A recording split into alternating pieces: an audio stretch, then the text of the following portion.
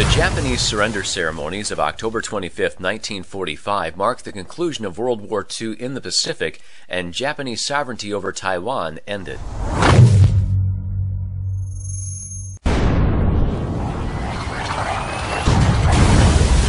The transfer of Taiwan's territorial sovereignty to China was completed via the holding of formal Japanese surrender ceremonies in Taipei. Question might be, is there any period of time after which the occupying forces may claim the territory as their own and assert a legal annexation? The answer is no. In the post-Napoleonic world, the transfer of territorial sovereignty can only be done by making the relevant specifications in a peace treaty. The Republic of China moved its central government to Taiwan in December 1949 and thus became the island's legal government.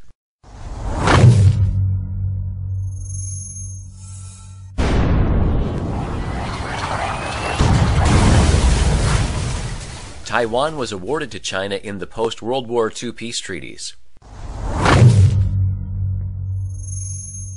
Effectively speaking, the Republic of China is merely acting as an agent for the United States in conducting the administration of Taiwan. Of course, Chinese history books always fail to mention such details as these. The military occupation of Taiwan ended in 1952.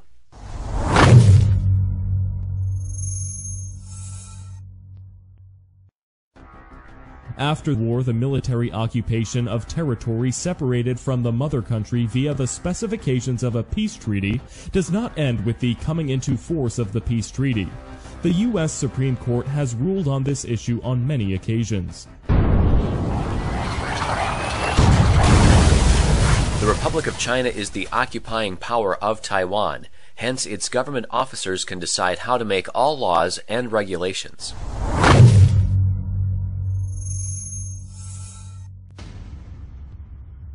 The Republic of China is only exercising delegated administrative authority for the military occupation of Taiwan. The occupying power, or more properly, the principal occupying power, is the conqueror. What does this mean? During the period of World War II in the Pacific, beginning December 1941, all military attacks against Taiwan were conducted by U.S. military forces.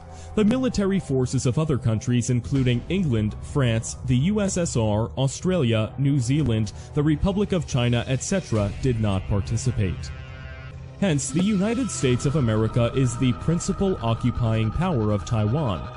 Under the specifications of General Order No. 1, issued by General Douglas MacArthur, the Republic of China in Taiwan is merely a proxy occupying force. Importantly, there are many actions which are forbidden in occupied territory. Relevant specifications can be found in the Hague and Geneva Conventions. One important action which is forbidden is the promulgation of a new legal structure. Hence, the promulgation of the ROC Constitution in occupied Taiwan in 1947 is entirely illegal. Unfortunately, such an analysis is totally beyond the comprehension of most civilians, because they have essentially no knowledge of military law or the laws of war.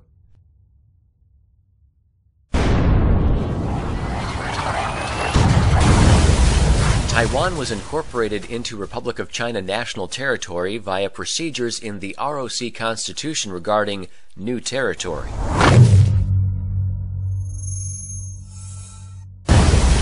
With no final disposition of Taiwan in the peace treaty, sovereignty is held by the local Taiwanese people.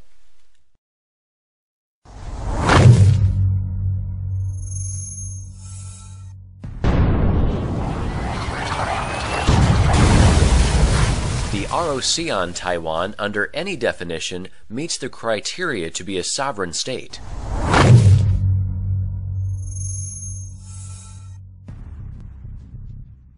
As stated previously, the Japanese surrender ceremonies in Taiwan only marked the beginning of the military occupation.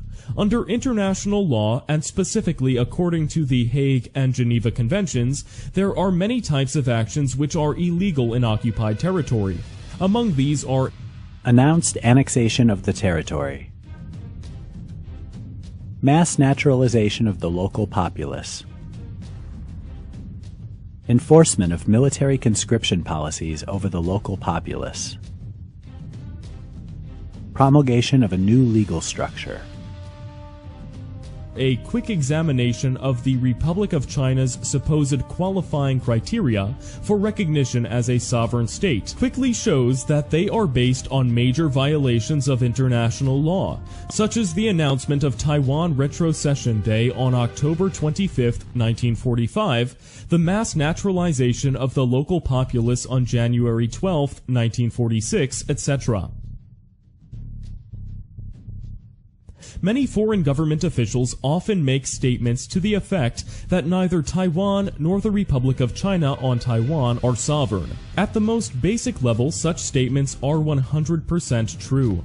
What is unfortunate is that for the most part, these foreign government officials do not explain the reasons for their conclusions, thus leaving the native Taiwanese people both angry and confused.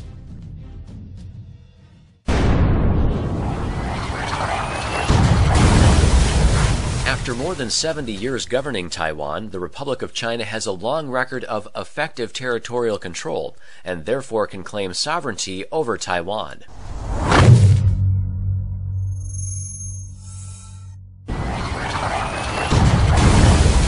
With the institution of popular elections for president in 1996, the ROC in Taiwan has already become a domestic regime.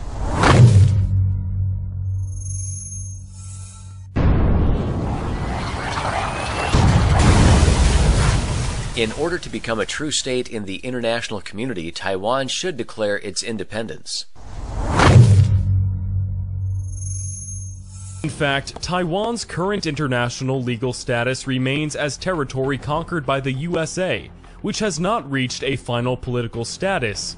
In the 1952 SFPT, Taiwan was not awarded to China. However, the treaty clearly specifies the jurisdiction of a U.S. federal agency, the United States military government, over Taiwan. For Taiwan, this is what may be called the first tier or topmost jurisdiction.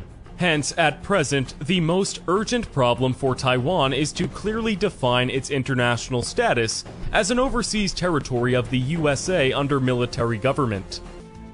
At this juncture, it appears worthwhile for us to examine the legal basis for the functioning of an ROC Ministry of National Defense in Taiwan in more detail. Allow us to dispel further misconceptions as we continue our series of commonly seen mistakes when discussing the legal status of Taiwan.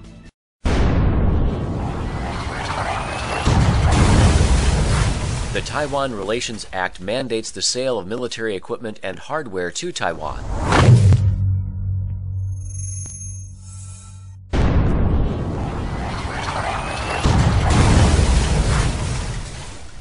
Under the One China policy, the maintenance of an ROC Ministry of National Defense on Taiwan is fully authorized. The U.S. Congressional Research Service has confirmed that the U.S. executive branch has never recognized PRC sovereignty over Taiwan. Moreover, under the One China policy of the United States, there is no country called Republic of China. The San Francisco Peace Treaty of 1952 did not award Taiwan to the Republic of China. Additionally, the Taiwan Relations Act does not recognize the existence of an entity called Republic of China after January 1, 1979. Based on the above, we are hard-pressed to find any legal rationale to justify the existence of a military establishment on Taiwan organized under the authority of a Republic of China constitution, and which requires all personnel to swear allegiance to the Republic of China. We are forced to conclude that such arrangements are clearly a gross violation of the One China policy of the United States and the Senate-ratified San Francisco Peace Treaty.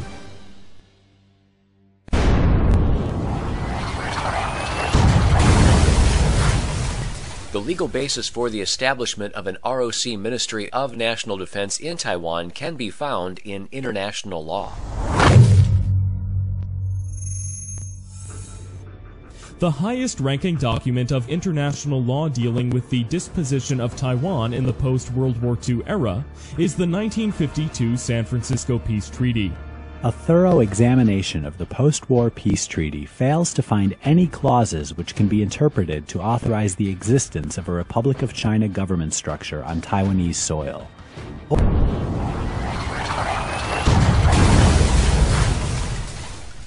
As a non-sovereign nation, the ROC on Taiwan is qualified to have military conscription policies.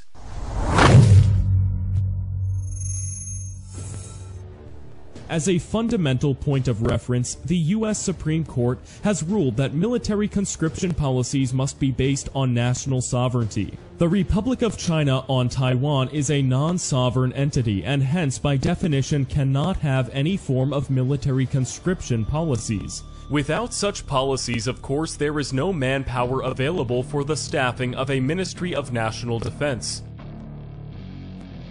The often heard statement that the international legal status of Taiwan is undetermined or unsettled corresponds to the reality that Taiwan remains under a condition of military occupation in the current era.